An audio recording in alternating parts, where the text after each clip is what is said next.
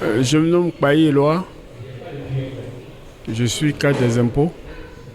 Nous avons été édifiés par le récit de la présidente, Mme Ndiaye, qui d'ailleurs nous a invités. Et nous sommes venus soutenir cette action des femmes pour les femmes. Et nous qui sommes les pères, qui sommes les enfants, qui sommes les fils, les frères de ces femmes, nous devons les soutenir dans cette action. C'est pour cela que nous sommes présents. D'abord, ma présence, c'est le soutien moral dans un premier temps. Et puis, autant que faire se peut, donner ce que nous pouvons pour aider cette jeune dame qui vit à Paris, qui aurait pu se contenter de vivre tranquillement dans son Paris, mais qui décide de venir au pays aider ses sœurs. Je pense que c'est une action noble et louable qu'il faut soutenir, c'est pour cela que nous sommes présents.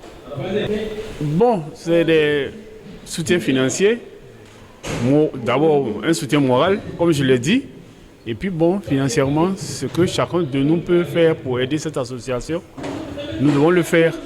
Ceux qui ont les moyens, d'autres ONG plus grandes pour soutenir ces jeunes dames dans son action. Donc, je suis Marie-Carole Ndiaye, présidente d'Agir au féminin. Je réside en France et aujourd'hui je suis venue à Abidjan pour le gala de charité de l'ONG Agir au féminin qui a pour ambition d'aider les femmes et les jeunes filles à sortir de la précarité. Alors, comme j'ai expliqué lors du gala, c'est une vision personnelle qui retrace un peu aussi mon vécu.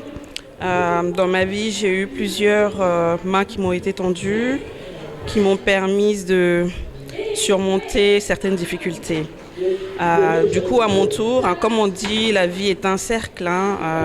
Chaque action que nous menons nous revient. Si elle est bonne, ça revient en positif. Si elle est mauvaise, ça revient aussi en négatif. Donc moi, j'ai reçu beaucoup d'ondes positives. Et aujourd'hui, à mon tour, j'ai envie de les rendre à mes sœurs, à mes mères, qui sont là aujourd'hui et qui ont des difficultés à s'insérer professionnellement, à trouver leur voie. Voilà, j'ai envie d'être cette main-là qui va les accompagner, qui va leur permettre de trouver leur voie, de travailler et de sortir de la précarité. Alors nous intervenons dans le domaine de tout ce qui est formation professionnelle. Donc nous réalisons des analyses de compétences auprès de ces femmes-là pour essayer de les aider à trouver leur voie, à trouver un domaine dans lequel elles pourraient exceller. Et du coup, nous leur proposons des formations pour qu'elles puissent acquérir toutes les compétences professionnelles nécessaires et pouvoir travailler. À côté de cela, certaines ont envie de développer leur activité. Elles sont déjà auto-entrepreneuses, elles ont envie de développer leurs activités.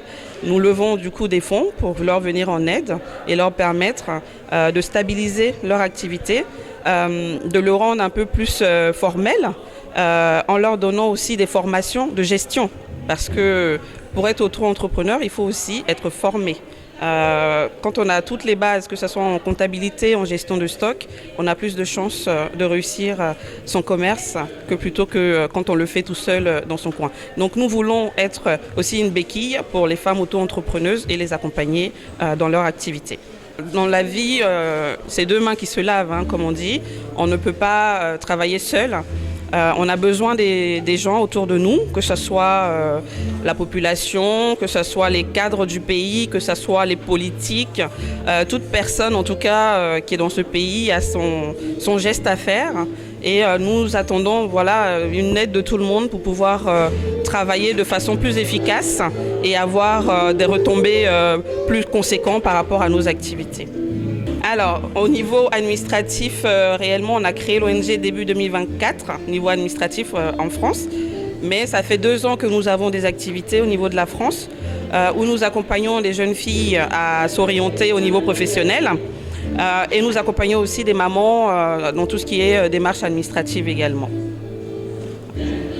Je suis Madame Kwasi Emma.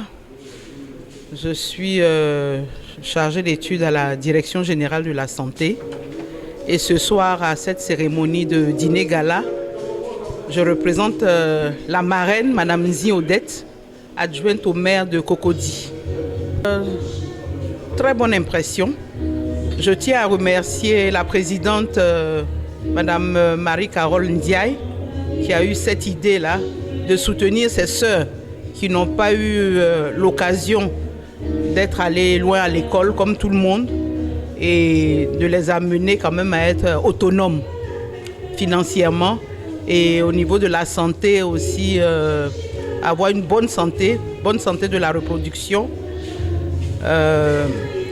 bonne santé sexuelle aussi, parce que quand la femme est en bonne santé et qu'elle prend une grossesse, le bébé aussi est en bonne santé.